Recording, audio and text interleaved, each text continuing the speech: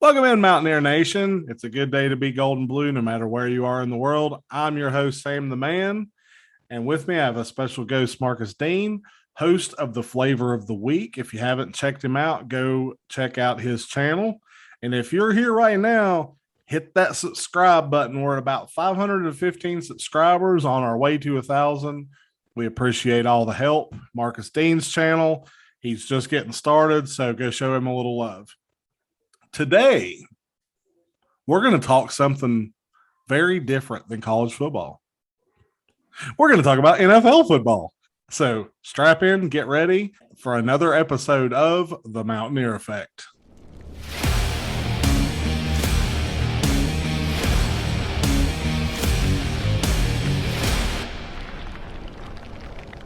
Guys, as the channel grows, we are expanding content a little bit, trying a few different things here and there. And I like to talk NFL football because, it's football and it's professional and it's fun. And particularly this year, there's a lot of teams that are kind of out of sorts, so to speak. Wouldn't you say, Marcus? Absolutely, man. You're 100% hit the nail on the head on with that one. I tell you what, the one team that's been sticking out of my mind so much just took a big dump on the season so far. I'm talking about the Kansas City Chiefs. Well, honestly, I'm not all that surprised. Patrick Mahomes was crowned as, the next great thing, year one, year two. And he did win a Super Bowl. He got them to the Super Bowl. But there's something about his game that once you start watching tape and you start figuring him out, there's no amount of fancy footwork or fancy underarm throws is going to get you out of it, right?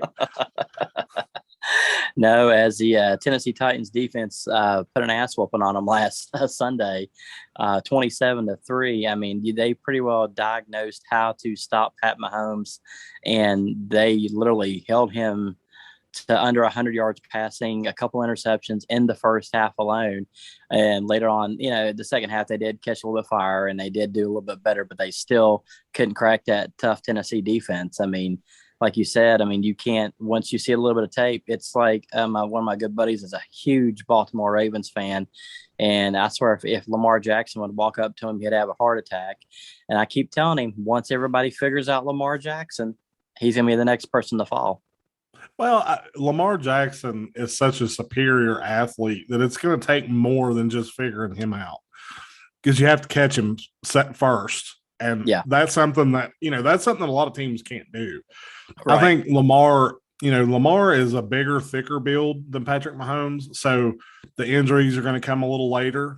I think, I think for Kansas City, this is the beginning of probably his downward trend. I don't look for them to win another Super Bowl. I really don't look for them to make it to another Super Bowl. If you can't do it with the roster that you have now, you're not going to do it. I would agree with that. Absolutely. What team has surprised you the most and how good they are? Well, I hate to be a little bit of a homer here, but I'm going to talk about my Tennessee Titans. So far this year, on the year, we're 5-2. We lost to the New York Jets in overtime, which should have never happened, but that's okay. You're allowed to have one screw up a year, and that was ours. And we beat a very good Seattle team in Seattle under their 12th man in overtime. And King Henry just keeps on getting stronger and stronger and stronger as the year goes on, and everybody keeps on saying, when is he going to fade out? That man's fitness routine and his work ethic, his workout routines and all that way, the way he takes care of himself, I'm sorry, as the year goes on, he's just going to get stronger and stronger. And now we have A.J. Brown and Julio Jones, even though Julio hasn't played too much so far this year. But still, I hate to be a homer on this one, but I'm going to say my Tennessee Titans. Well, I think that's a good pick. I think they've been playing pretty good. I was worried about Derrick Henry at the beginning of the year. He got off to a really uncharacteristic, very slow start. Mm-hmm. I'll tell you the team that has really surprised me, and I hate to admit it, but the Cowboys have have impressed me a lot. Mm-hmm. Dak has really recovered well from his injury. He doesn't even Zeke look like he's doesn't like Zeke he's been hurt. Zeke's a new man. I mean, I kind of understand what he did last year after Dak got hurt Mm-hmm. now that I'm seeing what he's done this year, because he definitely had a recommitment to the game this year. Mm-hmm. Yeah, Um, you pair that with their defense and the receivers that they have, and you know they're primed to have a great season, and they are having a absolutely, great season, and I think it's going to absolutely. continue.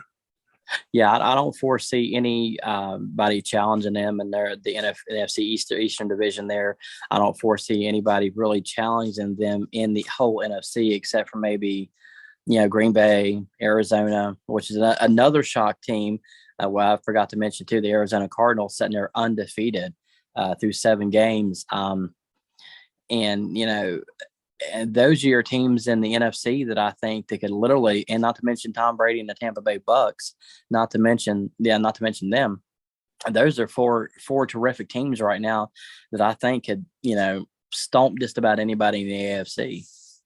I really like the Cardinals. As you know, my claim to fame was telling JJ Watt to go to Arizona 8 months before it was even an option. So Oh God! And I thought he was going to Cleveland, and I could I have was so lost more. happy. Well, I was so happy because I told him, like, I said, hey JJ, what's up, buddy? I said, if you want to prolong your career and maybe win a Super Bowl, you need to get to Arizona. And then he went to Arizona. So, Look at them; that they're works. 7-0.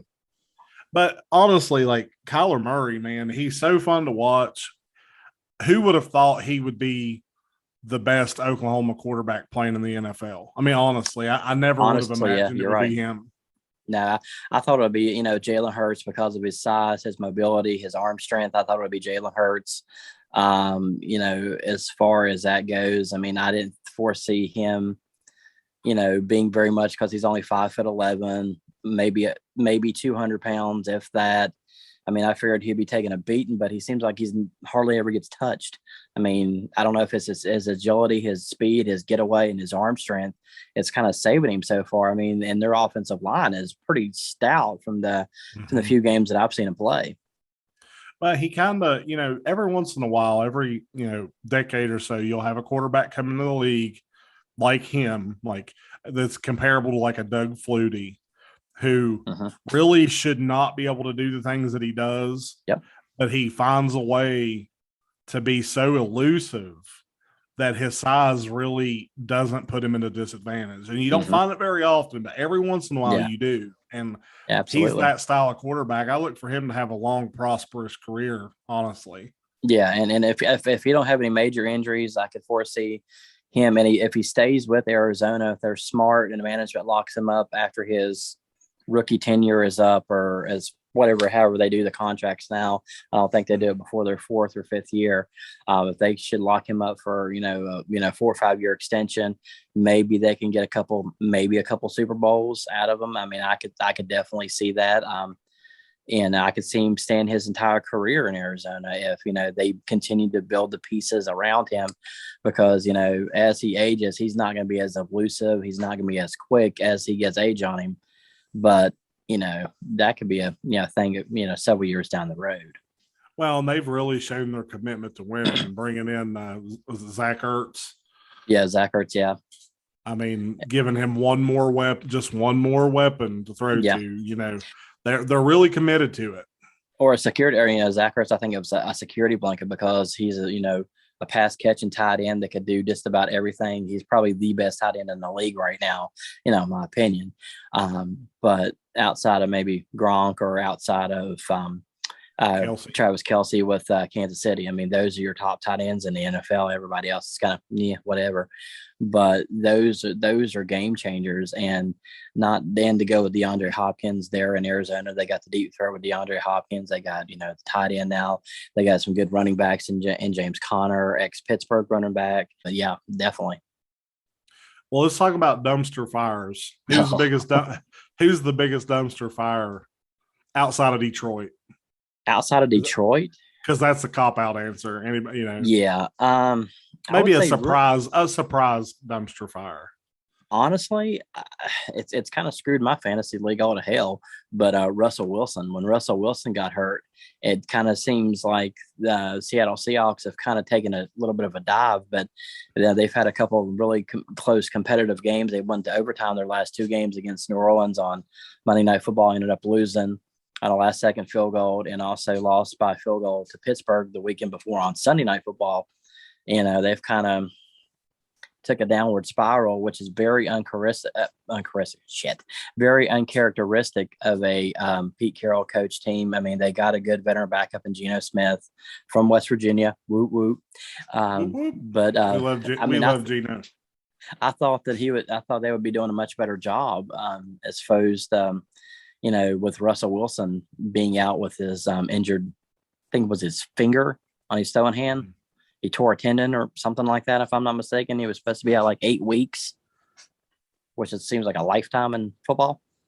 Yeah, I mean, Geno hadn't really got to play regularly in a while. I think they're a really good pick for dumpster fires. I think they can crawl their way out. I'll tell you the team that's a dumpster fire that really surprises me, honestly, is the Dolphins.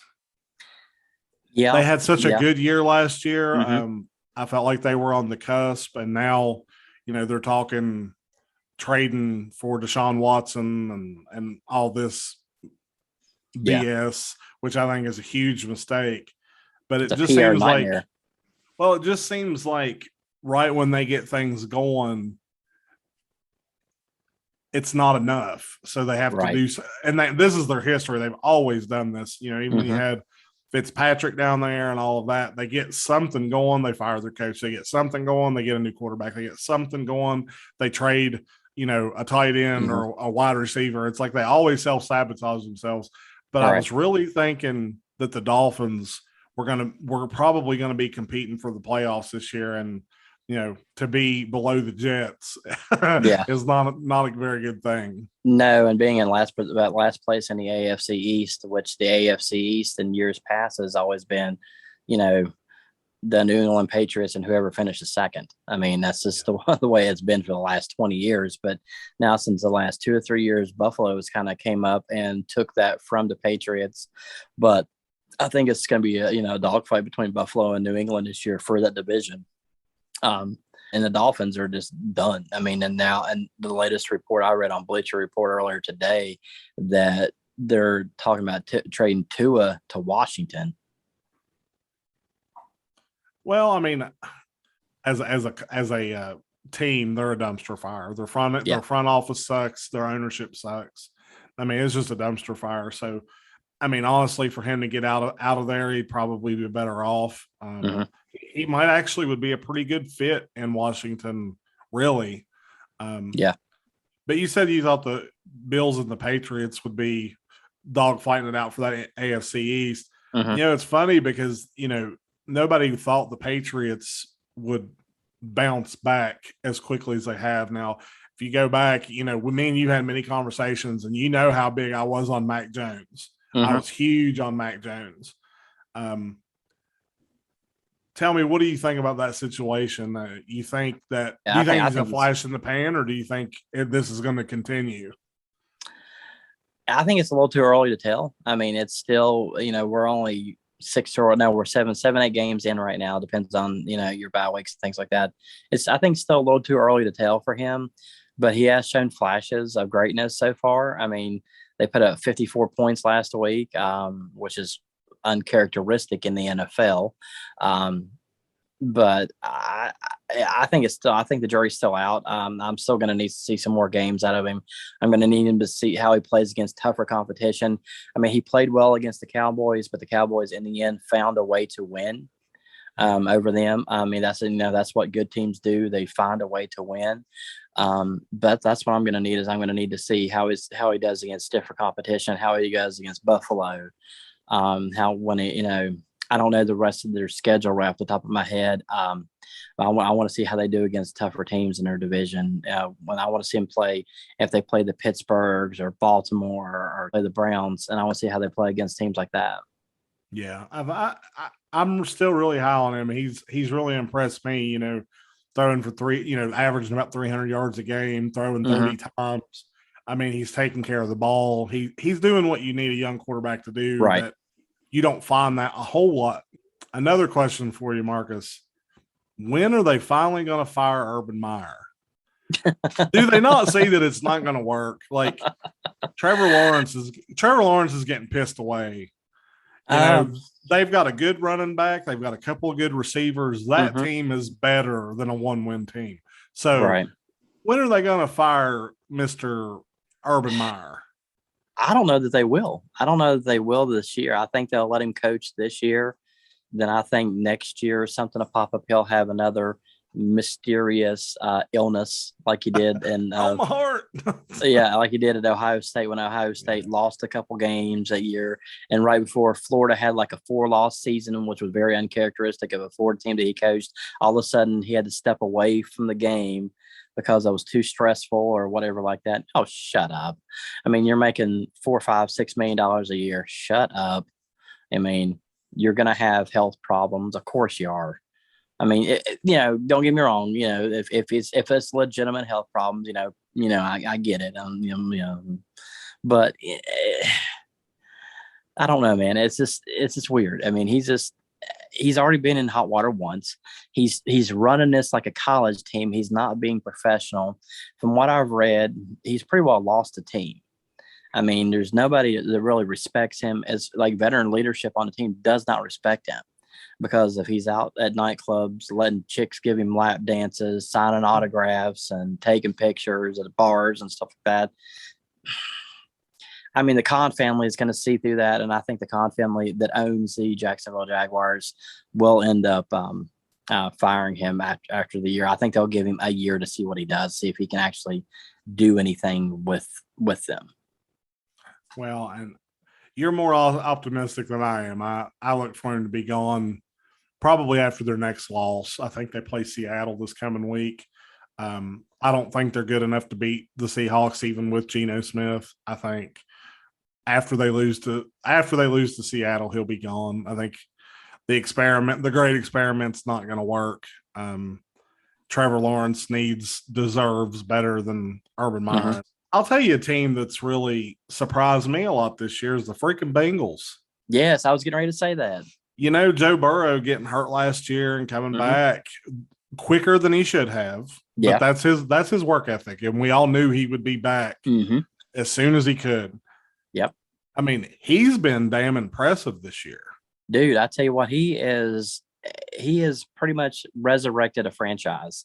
If you're a young football fan and you don't have a team and you're looking for a young football team to get behind that's only going to get better as the years go, hop on board the Cincinnati Bengals bandwagon. I'm telling you right now, you have Joe Burrow, Jamar Chase as a wide receiver from LSU. I mean, and also T. Higgins is another receiver they got.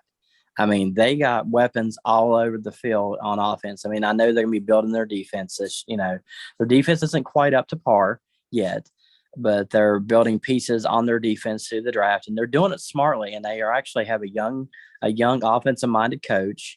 If you want a good team to get behind, and you don't have a team, hop on the Cincinnati Bengals all the way. Yeah, I agree. They're 5-2.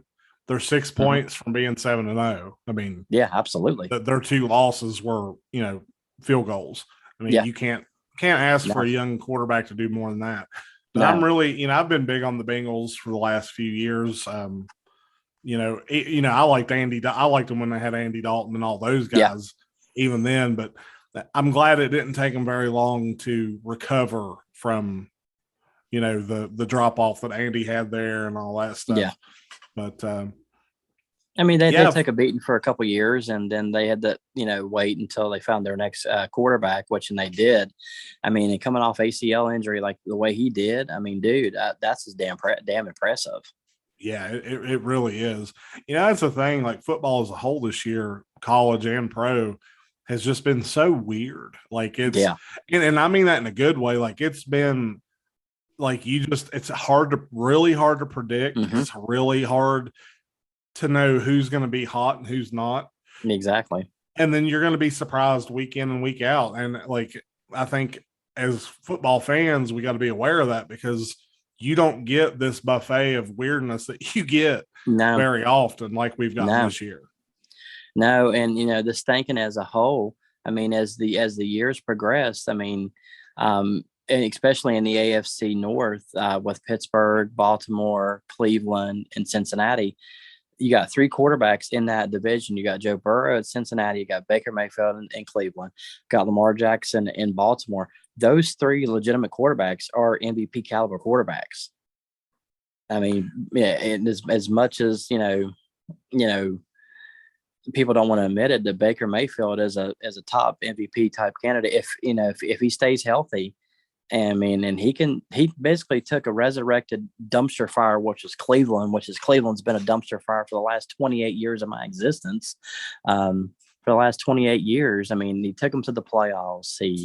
He's done everything they've asked. They went from 0-1-31 for 2 years, then they turned it into, a playoff run. Yeah, I mean, he's a very I like Baker. He's a very capable quarterback. My issue with Baker, and I think they're going to run into that with him, is that ceiling. I think he's probably at his ceiling about as good as he could be. I hope I'm wrong. I'd love to be wrong on that, but I think he's there. And I think if, in the next year or two, if he don't take him to a Super Bowl and win a Super Bowl, they'll probably take it, look elsewhere for a quarterback. And I can't blame him. I mean, the guy like Aaron Rodgers, if he decides he wants out of Green Bay and wants to play for somebody, I mean, why would you not bring him in to win you a Super Bowl? I mean, you'd be silly not to. So, I mean, that's what he's up against. Well, I mean, in Case Keenum, their backup, which is a very good, capable backup. There's, he's Baker's backup for a reason. And, with Baker being out for undisclosed amount of time, who's to say if Case Keenum, just for shits and gigs, Cleveland goes undefeated under Case Keenum. Is there a quarterback controversy brewing in Cleveland? Yeah, I mean, it's very possible. I mean, that's the thing. It seems like there's an overabundance of quarterback talent right now. That's something that we've kind of been in a drought for a while. It's been a lot of veterans, and now you're transitioning from the wily veterans to the young guys, and there's an overabundance of talent, and there's some great talent coming in next year too. Yeah. It's going to be interesting to see how this all plays out over the next couple of years with some of these teams that have good quarterbacks but questionable quarterbacks. Exactly. I mean, and I think too, I'm thinking with the quarterbacks coming in next year's class, if they, I'm thinking about talents such as Matt Corral from Ole Miss, and Sam Howell from North Carolina, if he decides to go pro. I mean, those are legitimately top two quarterbacks could be taken in next year's draft. Yeah. And, and I'm still big on Brock Purdy. I like him a whole lot from Iowa State. I think he's got the makeup to be a good pro quarterback. He just needs the pro system. level. Yeah, he needs that pro level system. And, Iowa State don't really do him any favors, but I think he's going to be somebody to watch as the years come too. But all in all, I'm happy with the NFL season, happy with the college season. We're about halfway through both, thereabouts, man. Then we got to be sad because it'll be no more foosball. Guys, thanks for joining in for this NFL talk. I'm Sam the Man. This is Marcus Dean. We appreciate you hanging out with us, chatting a little NFL football.